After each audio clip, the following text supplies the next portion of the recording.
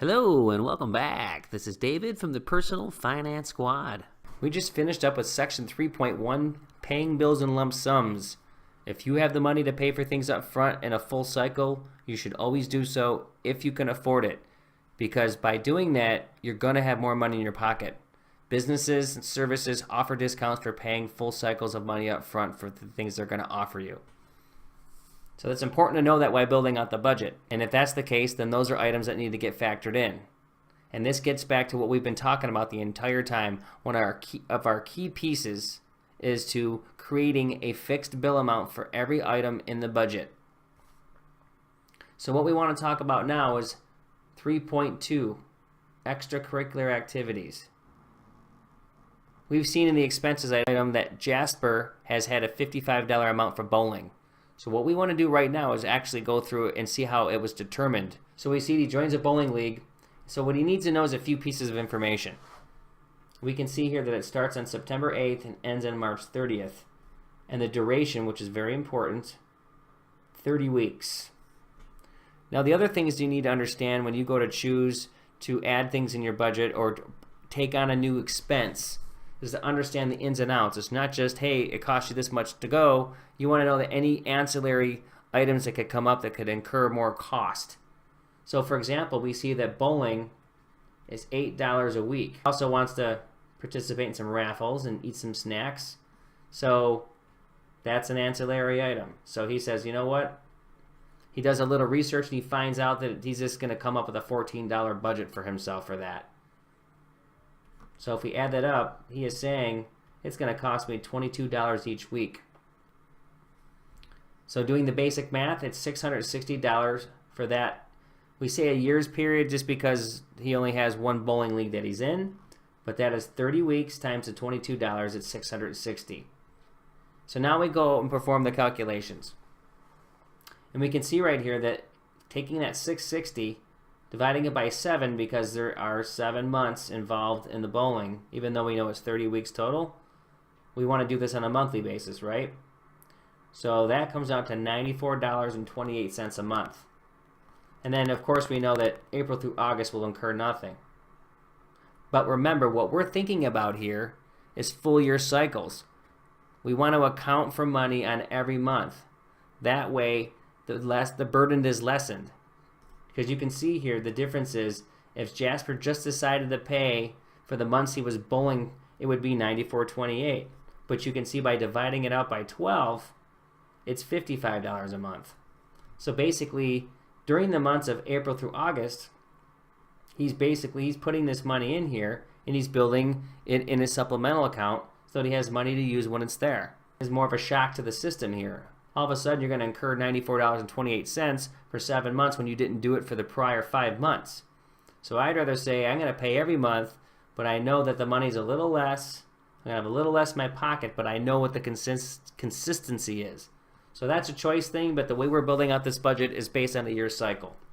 Okay, so let's take a peek at Jasper's 12-month cycle grid, his projected budget. We see that the $55 that we called out above is in each line item. And we can also see that we're just going to arbitrarily pick that he's choosing in April to start this. He knows in April for September that he is going to bowl. He's a regular guy, he knows the program, and he's ready to roll some strikes. So he decides to get the program on the road. So $55 is inputted, and you can see that he has put it into supplemental. It's the to sup. There will also always be a from sup, right? However, you can't have a to and a from in the same month. You're either putting money into supplemental or you're withdrawing from supplemental. So we can see here that we get to September and he's still putting in $55, right? Even for these subsequent months. However, the cost is $88. And the reason it's $88 is because we know that the average per month came out to $94.28 when he bowls. The reason that it's not $94.28 is that there can be varying amounts of weeks in the months. So you can see here we also have 110. So You probably have 5 weeks in December and 5 weeks in March, but in these other months you might have 4. You can see the whole point is that his cost that he has added up, predicted by checking out his schedule, is still going to be $660. So this is the math you need to do. We know that the 55 to 6, adding up to $660 over 12 months is correct. You need to make sure to go check the calendar to map this out. So you need to know that in this case we had 7 months of bowling and 5 are 4 weeks and 2 are 5 weeks. And that's why the math is important. You know, nothing's a pure number to right on the decimal necessarily, but you can get really close. So again, as a recap, we know the average is 94.28 for 12 months. But when the money goes to get spent, depending on the month, it'll vary. Months will vary. Okay, so getting back to this, we can see that when Jasper starts, he has $275. And in fact, he's not going to put any more money in the supplemental because he's going to be taking it out. You see that Jasper has 88, 88, and 110 for these first 4 months.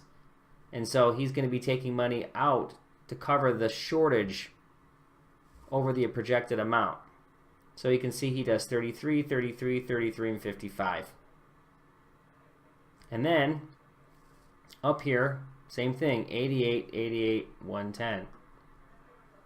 And then, so the whole point is here is you see that the columns balance. So you can see that there's 275 from the to sub and the from sub. You want to see both columns match. We always talk about income versus expense.